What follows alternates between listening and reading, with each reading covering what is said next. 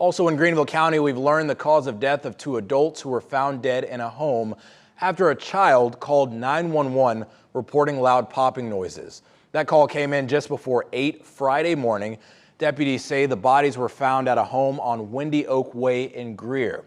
The coroner has identified the victims as 33-year-olds Angelica Aquino and Jonathan Sherrill. They say both victims had at least one gunshot wound, and the coroner says Aquino died of a gunshot wound to the head and has ruled her death a homicide. According to the coroner, an autopsy was performed on Sherrill, but the cause and manner of death are both pending further investigation.